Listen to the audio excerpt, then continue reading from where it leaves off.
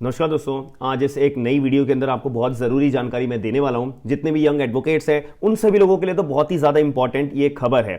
आप सभी लोग ध्यान रखिएगा कि यहाँ पर अभी सुप्रीम कोर्ट के द्वारा जो है यहाँ पे 2 डिवीजन बेंच बैठी हुई थी, इनके द्वारा एक ऑफिशियल यहाँ पे बहुत बड़ा एक फैसला लिया गया है। यहाँ पे जो ऑनरेबल जज साहब थे, दोनों के दोनों जज साहब थे, उन्होंने अपना एक केस की सुनवाई करते दौरान यहाँ पे क्लियर शब्दों में बोला है कि भाई किसी भी यंग एडवोकेट को कोर्ट में अपीयर होना है तो वो पूरे के पूरे केस को प्रिपेयर करेगा जब भी अपीयर होगा। अगर उसके पास कोई भी प्रिपेयर उसने वो केस को नहीं करके आया है, यानी कि अपने सीनियर काउंसिल के साथ वो आ गया असिस्ट करने के लिए, उसके बाद भी उस जो है यंग एडवोकेट को पूरा का पूरा केस प्रिपेयर करा होना चाहिए, तभी वो अलाउड होगा कोर्ट के अंदर अपीयर होने के लिए, वरना उसको अपीयर होने से रोक लगा दी गई है। और आर्ग्यूमेंट करने के लिए तो बहुत दूर की बात है भाई, याद रखिएगा। अब इतने ज्यादा यहाँ पे सिचुएशन कैसे क्रिएट हो गई, मतलब यहां पे कोर्ट ने जो है रोक लगाने तक के यहां पे बात कर दी है कि भाई आप कोर्ट में अपीयर नहीं होंगे अगर अपने केस को जो है फुल्ली प्रिपेयर नहीं करा। अब इसके अंदर क्या हुआ था कि एक एडवोकेट जो थे, यंग एडवोकेट था, वो जो है अपना सुप्रीम कोर्ट के जज साहब के सामने एक केस के दौरान अपीयर हुए थे। जस्टिस साहब का नाम था Dinesh Maheshwari, honourable justice Dinesh Maheshwari and honourable justice Rishikesh Roy, ये 2 जज साहब के सामने यहाँ पे सुनवाई चल रही थी। मुद्दा केवल यही था कि एक उनका जो क्लाइंट था वो अंदर करा हुआ था, मतलब उसको जेल हो गई थी और उनकी बेल लेने के लिए यहाँ पे क्रिमिनल इंटिमिडेशन का केस था एंड यहाँ पे रेप का एक केस था।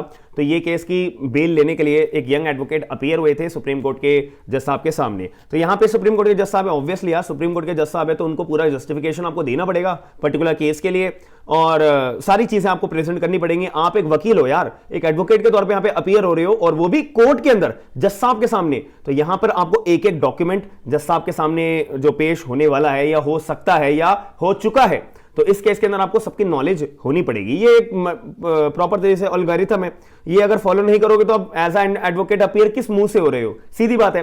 तो ऐसे ही की सिचुएशन में यहाँ पे सुप्रीम कोर्ट के जज साहब के सामने सिचुएशन क्रिएट हुई। सुप्रीम कोर्ट के जज साहब ने बोला कि भाई कोई मुद्दे के बारे में बताओ, और यहाँ पे जो यंग एडवोकेट थे वो इतना ज्यादा कॉम्पिटेंट तरीके से मुद्दे को एक्सप्रेस नहीं कर पा रहे थे। जब सब समझ गए थे कि हाँ ये जो वकील है ना भाई हमारे आगे जो अपीयर हुआ है इसने पूरा केस को पढ़ा नहीं है, अपीयर हो तो गया है लेकिन प्रिपेयर करा नहीं है पूरे के पूरे केस को। इस वजह से यहाँ पर जो सुप्रीम कोर्ट के जज साहब थे वो गुस्सा हुए। साथ ही में यहाँ पे जो यंग एडवोकेट थे उन्होंने जो है पास ओवर मांगा कि जज साहब प्लीज केस को पास ओवर कर दीजिए। अब यहाँ पे एक टर्म आती है पास ओवर और यहाँ पे एक टर्म आती है एडजर्नमेंट। इन दोनों में ना अंतर होता है। एडजर्नमेंट जो है एक तरीके से इस रीजन कोई भी हो सकता है कि जज साहब मेरे पर्टिकुलर केस को एडजर्न कर दीजिए, यानी कि दूसरी तारीख दे दीजिए, दूसरी हियरिंग दे दीजिए कि मैं जो है अब दूसरी हियरिंग पे अपीयर हो जाऊंगा, क्योंकि अभी मेरे कोई भी रीजन हो सकता है, मैं रीजंस अभी क्या आपको बताने लगूंगा, XYZ कोई भी रीजन हो सकता है। बट हमारे यहाँ पे पर्टिकुलर केस के अंदर सुप्रीम कोर्ट के सामने जो यंग एडवोकेट था उन्होंने जो है पास ओवर डिमांड करा कि जज साहब अभी मैं केस को प्रिपेयर,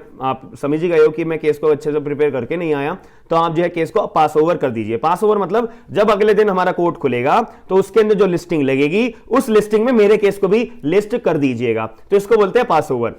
तो डिमांड करा तो ऑनरेबल जज साहब जो है यहां पर इंप्रेस नहीं हो पाए। यार एक बात बताओ ना, सेटिस्फैक्शन भी तो यहाँ पे होना चाहिए ना, क्योंकि जज साहब के पास डिस्क्रिशनरी पावर है कि वो पास ओवर आपको ग्रांट करे या ना करे, केस को आपको एडजर्नमेंट दे या ना दे। तो इसी सिचुएशन में जज साहब ऑब्वियसली यहाँ पे सेटिस्फाई नहीं हुए, डिस्क्रिशनरी पावर यूज करके उन्होंने मना कर दिया कि भाई तुम्हारा हम केस पास ओवर नहीं करेंगे। अब इस सिचुएशन में जो यंग एडवोकेट था वो फंस गए थे। पीछे से कोई काउंसिल ने उनके असिस्ट करने के लिए यहाँ पे अपना हेल्प करने के लिए आए कि हाँ जी भाई हम इनके बिहाफ पे हैं।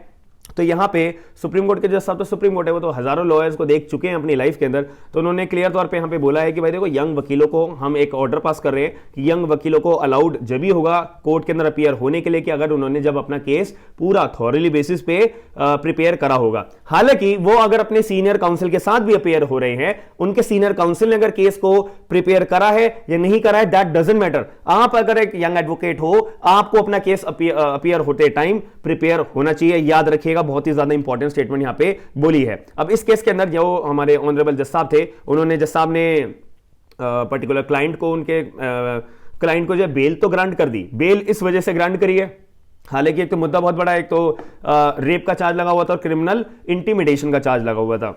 सिर्फ रेप बेल लेने का यहाँ पे ग्राउंड इन्होंने जैसा आपको समझ में आ गया था कि जो प्रोसिक्यूशन की जो स्टेटमेंट ली गई थी वो इनकंसिस्टेंट थी, कि पहले भैया कुछ और बोल रहे हो, अब कुछ और बोल रहे हो। पहले बोल रहे थे कि ऑफेंस हुआ है, अब बोल रहे हो कि ऑफेंस नहीं हुआ, या पहले बोल रहे हो कि इस जगह पे ऑफेंस हुआ था, फिर बाद में बोल रहे हो ऑफेंस कहीं और हुआ था। तो इन शॉर्ट यहां पे जो कोर्ट ने बेल ग्रांट करी है वो एक इसी ग्राउंड पे करी है कि जो प्रोसिक्यूट्रिक्स की स्टेटमेंट थी वो इनकंसिस्टेंट थी। इस वजह से यहां पे अपराध एक्चुअल में हुआ है या नहीं हुआ ये क्लियर नहीं है, इस वजह से यहां पे कोर्ट ने ग्रांट कर दी बेल। बट यहां पे क्लियर वार्निंग दी है और क्लियर तौर पे यहां पे ऑर्डर पास करा है कि यंग एडवोकेट्स को अपीयर होना है तो आपको केस के अंदर पहले से अच्छे से प्रिपेयर होकर आना चाहिए। तो याद रखिएगा, बहुत इंपॉर्टेंट, यहां पे मैंने आपको एक पर्टिकुलर स्टेटमेंट बताई है जो ऑनरेबल सुप्रीम कोर्ट ने अभी आज के केस में यहां पे जो है फैसला सुनाया गया है। तो आपको वीडियो पसंद आई है तो आप वीडियो को लाइक जरूर करिएगा। ऐसी डेली इंफॉर्मेटिव लीगल अवेयरनेस के तौर पे, एडवोकेट्स के तौर पे, बार काउंसिल के तौर पे वीडियोस अगर आपको देखनी है तो प्लीज आप मेरे वीडियो को लाइक जरूर करिएगा, चैनल को सब्सक्राइब जरूर करिएगा।